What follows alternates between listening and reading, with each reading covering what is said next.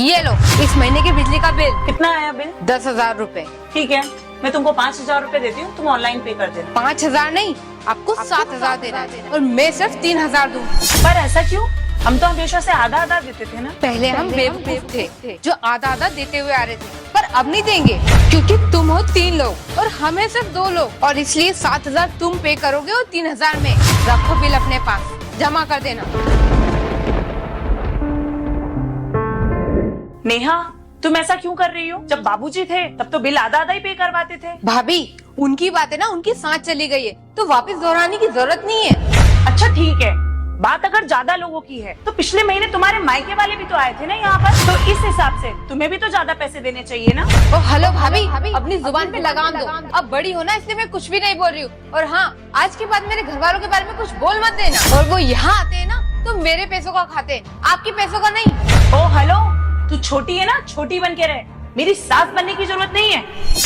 यह बात छोटे बड़े की नहीं है, आपको अच्छे से पता है कि आपका पति कम कमाता है और मेरा पति ज्यादा।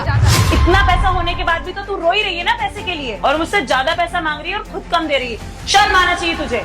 मैं क्यों शर्म करूं? मेरा पति ज्यादा पैसे कमाता है, इसका मतलब ये नहीं कि मैं पराये लोगों पे लुटाती फिरूं। छोटे, कुछ ही दिनों में हमें ये प्रोजेक्ट मिलने वाला है।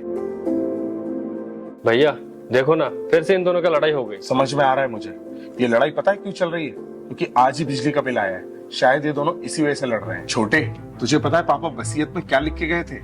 उन्होंने बोला था कि तुम दोनों भाई कभी लड़ाई मत करना, फिर चाहे ये दोनों कितना भी लड़े, लेकिन हम दोनों भाइयों को हमेशा एक रहना है। लेकिन भैया ये दोनों ऐसे लड़ते रहेंगे तो कैसे चलेगा? मैं समझ सकता हूँ, घर में अगर लड़ाई होगी तो अच्छा नहीं होगा, लेकिन तू चिंता मत कर, मैंने इसका इंतजाम कर दिया है।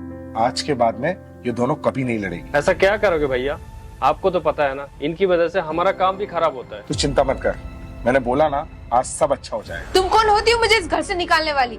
बोल तो ऐसे रही हो जैसे कोई तुम अपने दहेज में लेके आई हो ये घर। अगर मेरी बातों की इतनी ही मिर्ची लग रही है ना, तो अच्छा यही होगा कि हम इस घर का बंटवारा कर लें। अच्छा, तो बात अब यहाँ तक पहुँच गई है, तुमसे तो बात करना ही बेकार है।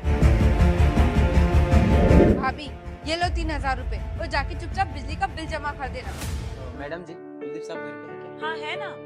आप कौन? मैं वकील हूँ, क्या आप उन्हें बुला दोगे? ठीक है वकील साहब, मैं अभी उनको बुला देती हूँ। सुनो ना, नीचे वकील साहब आए हैं, वो आपको बुला रहे हैं। ठीक है, मैं अभी नीचे आ रहा हूँ, उनको बोलो थोड़ी देर खड़े रहे। अब तू चिंता मत कर, नीचे चल, सब पता चल जाएगा मैंने क्या प्लान किया है। तू चल, बस मजा आएगा। वो बस आ ही रहे हैं ऊपर से। ठीक है। जी वकील साहब, बोलिए। आप ही कुलदीप साहब हो क्या? हाँ, मैं ही कुलदीप हूँ, बोलिए। मैं हाई कोर्ट का वकील हूँ। तुम्हारे पिताजी का देहांत होने से पहले वो मुझे ये वसीयत के पेपर देके गए और उन्होंने ये बोला था कि मेरे मरने के 6 महीने बाद ये वसीयत के पेपर मेरे बच्चों को बता देना। तो मैं आपसे ये कहना चाहता हूँ कि घर के सारे मेंबर को यहाँ बुला दो, ताकि ये वसीयत के पेपर मैं सबको पढ़कर सुना सकूं। घर के सारे सदस्य यहीं पर हैं। एक और है छोटा सा बच्चा, वो अंदर सो रहा है, आप हम सबको सुना सकते हैं। तो ठीक है, मैं ये वसीयत के पेपर आप सबको पढ़कर सुना देता हूँ। तो इस पेपर में यह लिखा है कि मेरे मर जाने के बाद मेरे परिवार में आपस में अगर कोई लड़ता है, चाहे वो भाई भाई हो या फिर बहुए, तो मेरी ये पूरी जायदाद ट्रस्ट में दे दे। तो मैं तुम सबसे ये पूछना चाहता हूँ कि तुम आपस में लड़ते तो नहीं हो? जी वकील साहब, सच तो ये है कि हम दोनों भाई तो आपस में नहीं लड़ते हैं, बाकी इन दोनों से आप खुद ही पूछ लो। तो ठीक है, आप दोनों बताइए, आप दोनों आपस में कैसे रहते हैं? वकील साहब, हम दोनों तो बहुत अच्छे से रहते हैं, और ये मेरी देवरानी नहीं, मेरी बहन जैसी है। पर हाँ वकील साहब, मैं तो इन्हें बड़ी भाभी मानती नहीं हूँ, ये तो मेरी माँ जैसी है, और हम तो एक दूसरे के बिना खाना भी नहीं खाते। अच्छा, तो तुम्हारे यहाँ छोटी छोटी बातों पर भी झगड़ा नहीं होता क्या? भैया ये क्या हो गया आज? उल्टी गंगा कैसे बह रही है? क्या कर दिया ऐसे आप? मैंने बोला था ना, सब कुछ अच्छा हो जाएगा। एक्चुअली ये मेरा दोस्त है, मैंने ही इसको बोला था, और ये बहुत बड़ा एक्टर है, वहां तो कुछ कर पाया नहीं, तो मैंने सोचा मैं ही इसकी मदद ले लूं, और दूसरा इन दोनों को सुधारना भी तो था। वाह भैया, आपने तो कमाल कर दिया। कुलदीप साहब, आपके परिवार में तो सब लोग बहुत अच्छे से रहते हैं। अच्छा तो ठीक है, मैं चलता हूँ, लेकिन फिर भी मैं हर 3 महीने बाद यहाँ आता रहूंगा।